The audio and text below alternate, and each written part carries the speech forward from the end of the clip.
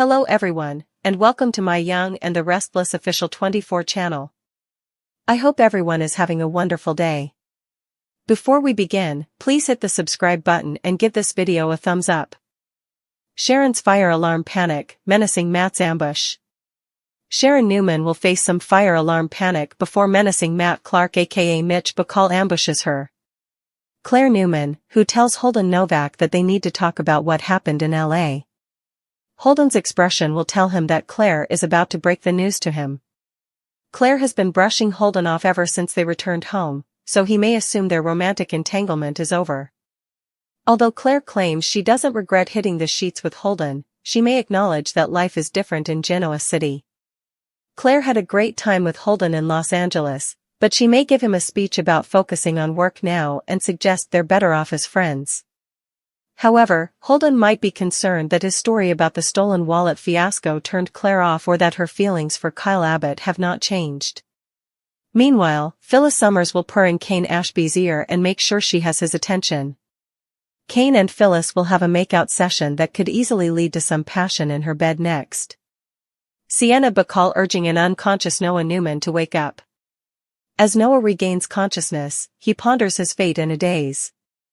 Based on the clip, the two of them appear to be in some storage room or warehouse space, so Detective Burrow might lock Sienna and Noah up together on Matt's orders. Whatever the case, it looks like Noah will have to recover from getting knocked out. Sienna may also admit Noah's parents are right since she did some digging online and found photos of Matt aka Mitch when he was living in GC. In Sharon's hotel room, she'll freak out when an alarm starts going off in the building. Sharon will grab her purse and begin her walk out the door as it appears that someone will activate the fire alarm. Once Sharon opens it, she'll be horrified to find Matt standing there with an evil expression. "You?" In the weekly promo, Sharon exclaims as Matt glares back at her. The Young and the Restless spoilers say Matt's behavior will take an even more disturbing turn in the coming episodes, so stay tuned for updates on all the horror to come. The morning had barely begun in Genoa City when Sharon Newman found herself in the midst of a sudden, heart-stopping panic that threatened to unravel her carefully constructed composure.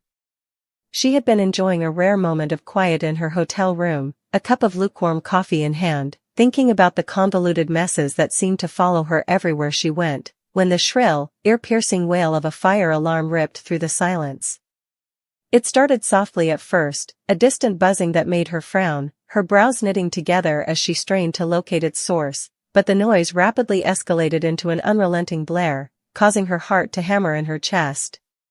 Sharon's pulse raced, a cold sweat breaking across her forehead as her instinct screamed at her to flee. Her mind spun with all the worst-case scenarios. Was it a real fire? Was someone trapped?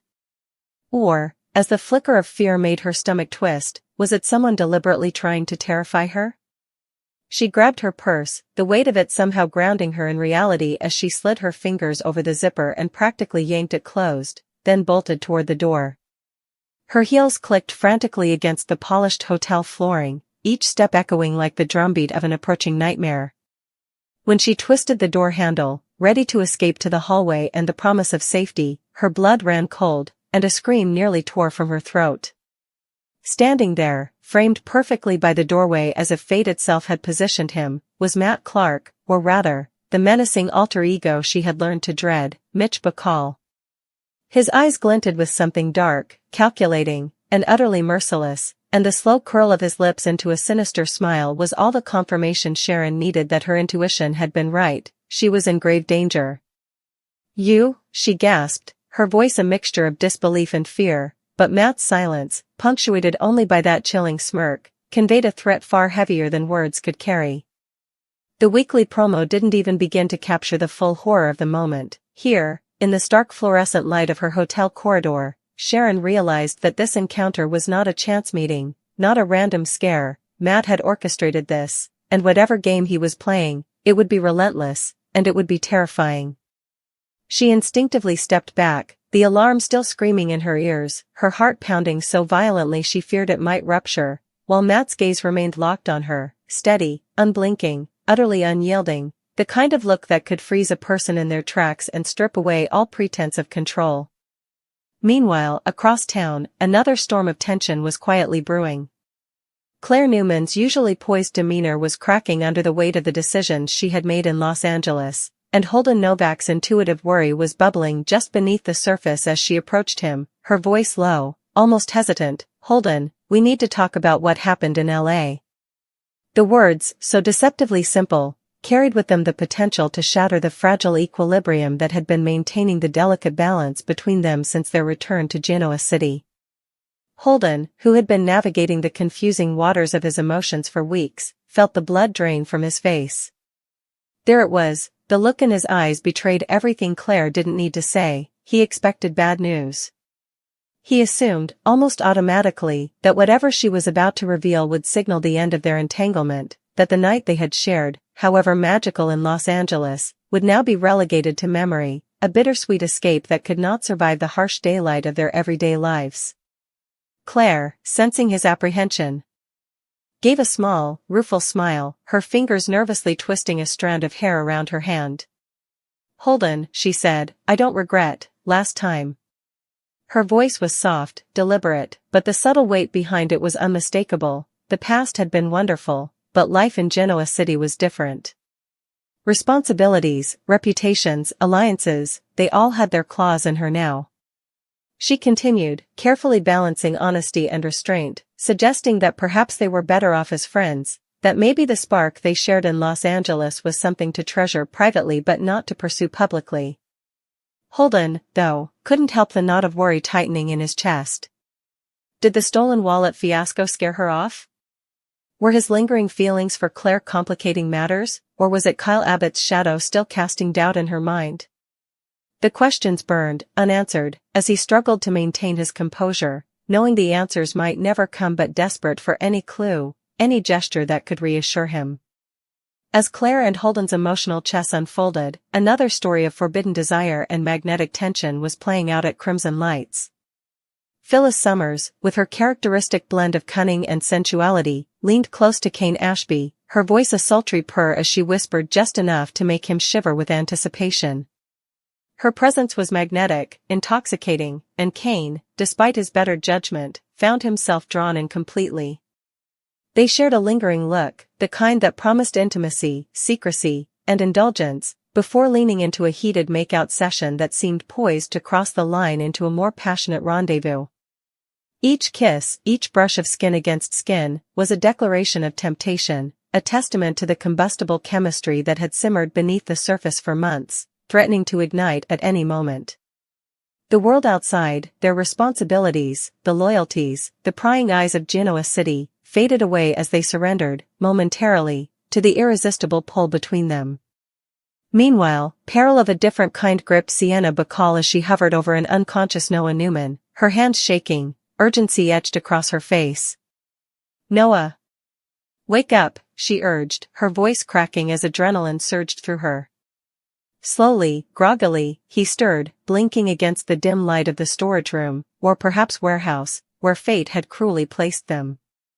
His head throbbed, memories of the assault hazy, fragmented, but the instinct to survive and assess his situation quickly sharpened his senses.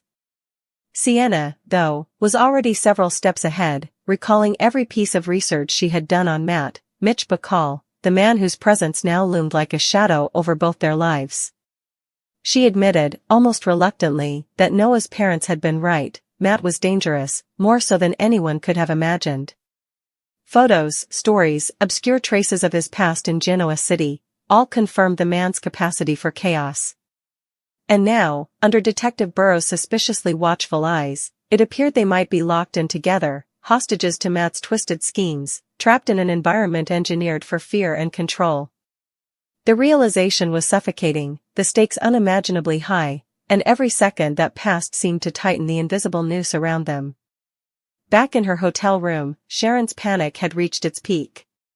Her legs trembled as she tried to regain control, clutching her purse like a lifeline, the fire alarm's unrelenting wail hammering her eardrums, when she realized the danger wasn't just the supposed fire.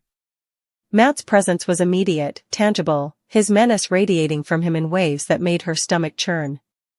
"You," she whispered again, more to herself than to him, but Matt's cold, unyielding stare left no doubt that he had arrived with intent. This was no random encounter, this was premeditated, a psychological assault designed to strip Sharon of her confidence, to make her doubt every decision she had ever made in her life. The irony wasn't lost on her. Here she was, someone who had survived betrayal, heartbreak, and countless trials, reduced to trembling and gasping for composure in front of a man whose malice had become a living, breathing entity. Even as her mind raced, Sharon's instincts sharpened. She began calculating, weighing the odds, trying to anticipate Matt's next move. Every scenario flashed through her head: fight, flight, negotiate, stall, but the truth was sobering. Matt was unpredictable, unhinged, and capable of acts she could barely imagine. And yet, beneath the fear, there was a spark of resolve, a glimmer of the fighter who had weathered storms before. She would not be paralyzed completely. Survival demanded ingenuity, courage, and quick thinking.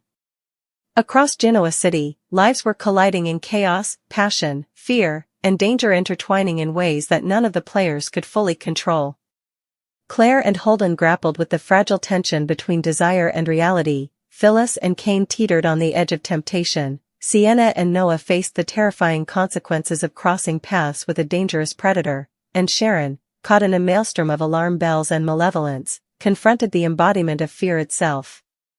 The city itself seemed to pulse with drama, every street, every building, every clandestine encounter amplifying the sense that nothing in Genoa City was safe, nothing could be predicted, and no one could escape the tangled web that fate, and men like Matt Clark, had spun. As the week unfolded, viewers would be left on the edge of their seats, hearts and throats, waiting for every twist, turn, and revelation that threatened to tear apart families, friendships, and fragile alliances, because in Genoa City, even a moment of calm could explode into chaos at any second, and every character, from Sharon to Claire, from Phyllis to Cain, from Noah to Sienna, was about to face their most intense tests yet.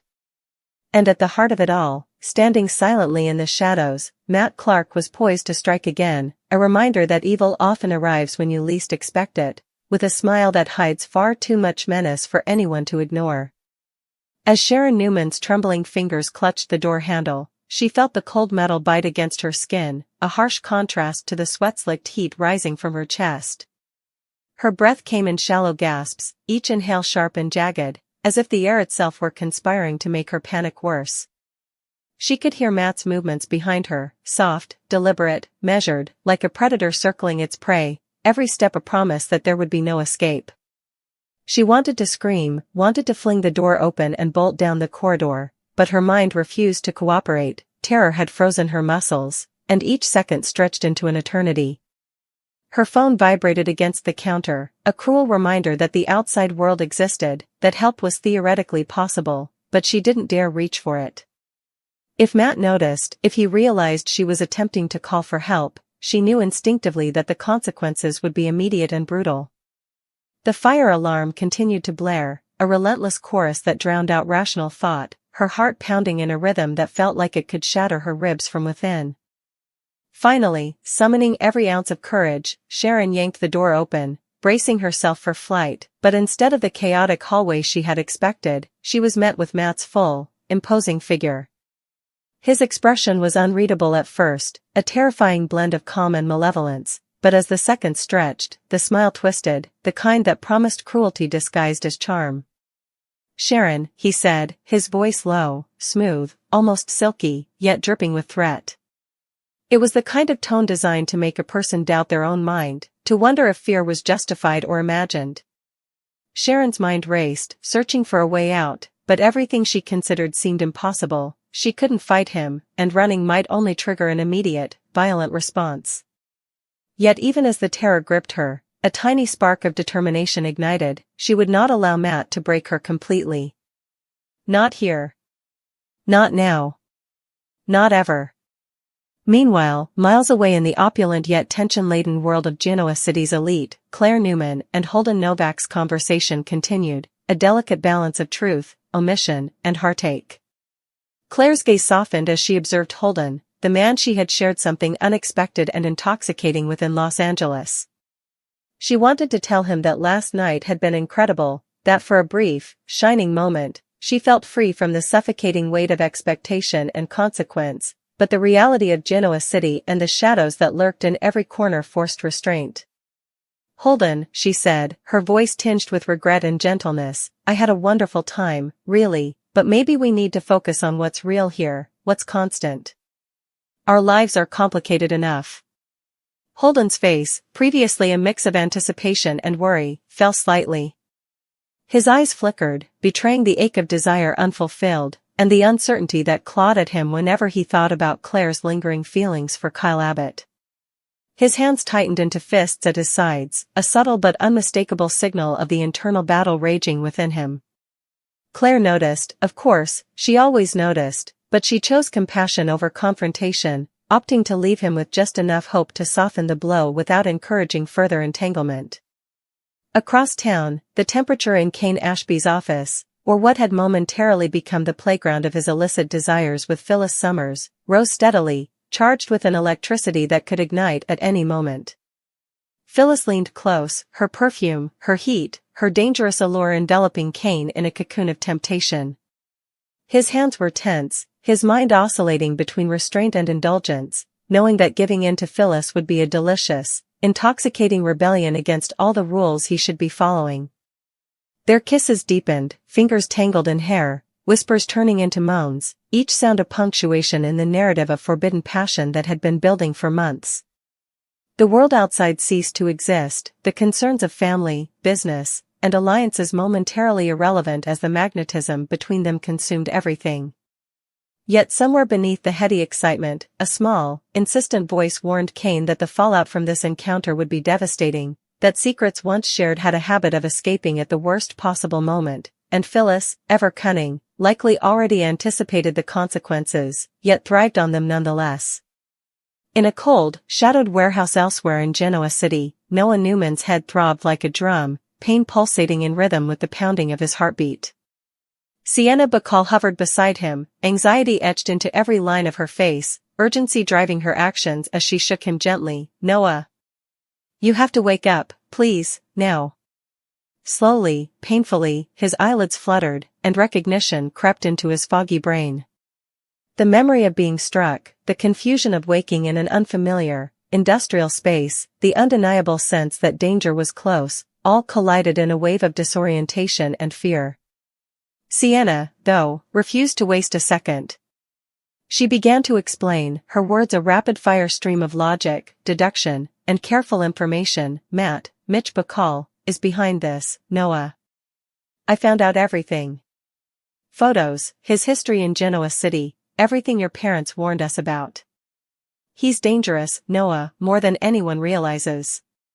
And now, her voice faltered briefly as she glanced at the locked door, the looming presence of Detective Burrow visible in the corner, a silent sentinel acting on Matt's orders. Now we're trapped. Noah struggled to focus, his groggy mind piecing together Sienna's words, the puzzle of recent events crystallizing into a terrifying reality. The warehouse was more than just a holding place, it was a trap meticulously set to isolate, control, and manipulate.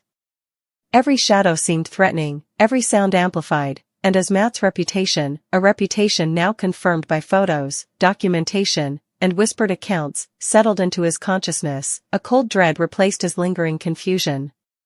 He began to strategize, recalling the subtle lessons of self-preservation drilled into him over years of navigating Genoa City's treacherous waters, but the knowledge that Matt was calculating every possible move against him added an almost paralyzing pressure. Sienna, watching his mind work, knew instinctively that they had little time. Matt would not wait, would not hesitate, and the longer they remained in the warehouse without a plan, the more dangerous every passing second became. Back at the hotel, Sharon's confrontation with Matt reached a boiling point. Her legs, previously weak with fear, now propelled her into action, moving her just enough to create space between them, but Matt mirrored her every motion with unnerving precision.